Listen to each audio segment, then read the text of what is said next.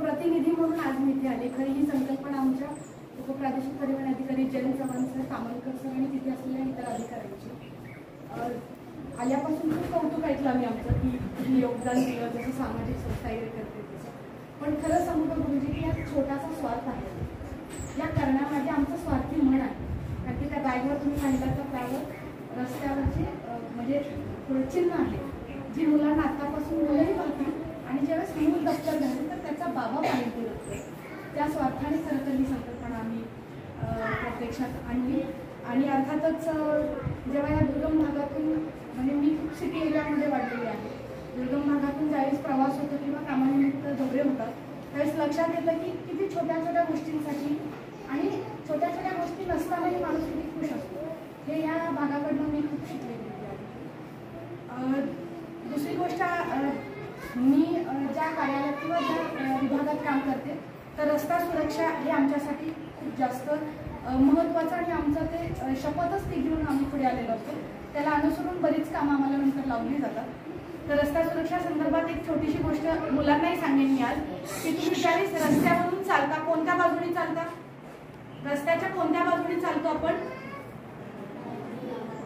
कोणत्या बाजूने चालतो, डाव्या बाजूने चालतो. जे चुकीचं आहे, आपण कोणत्या बाजूने चालायचं आहे तर रस्त्याच्या उजव्या बाजूने चालायचं आहे. Walk on write. राईट म्हणजे काय, बरोबर. त्यामुळे बरोबर बाजूने चालायचं, आपण चुकीच्या बाजूने चालायचं नाही. त्याच्या मागे सायन्स किंवा त्याचा माझा टेक्निकल थॉट असा आहे की तुम्ही उजव्या बाजूने चालताना वाहन तुमच्या समोरून येत असतं, त्यामुळे जर ते वाहन तुमच्या दिशेने येत असेल तर तुम्ही पटकन एका बाजूला होऊ शकता. डाव्या बाजूने चालत असेल तर वाहन कोणत्या बाजूने येतं, पाठवून येतं, जिथे पाठवून आपल्याला दिसत नाही. त्यामुळे आज किमान इथे उपस्थित असलेल्या सगळ्यांनी ही गोष्ट नीट समजून घ्यायची आणि आपल्या घरातले किंवा जवळच्या किमान 5 लोकांनी ही गोष्ट समजून सांगायची.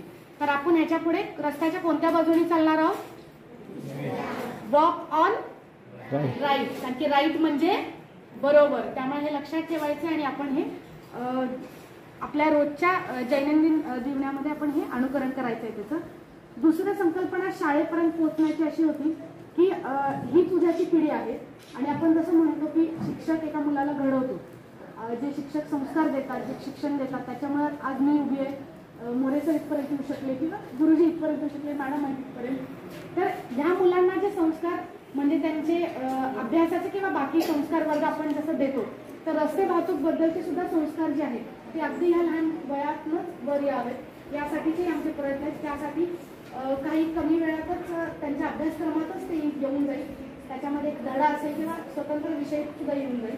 आणि तो एक छोटा प्रयत्न करण्यासाठी प्रादेशिक परिवहन कार्यालयाचे एक छोटे प्रयत्न आम्ही करतोय. त्यासाठी व्यवस्थापक म्हणजे प्रथमतः पंडित सरांचे मी आभार मानेन, कारण तिथे येण्याचा मार्ग जो आहे तो त्यांनी दाखवला आणि तुम्ही सगळ्यांनीच खूप छान अगदी छोट्याशा वेळेमध्ये खूप छान कार्यक्रम नियोजन केला आणि तुम्ही हे सगळे आम्हाला इथे येऊन बोलायची किंवा हे उपक्रम करायची संधी दिली, याबद्दल मी सगळ्यांचे मनपूर्वक आभार मानते. जय हिंद, जय भारत.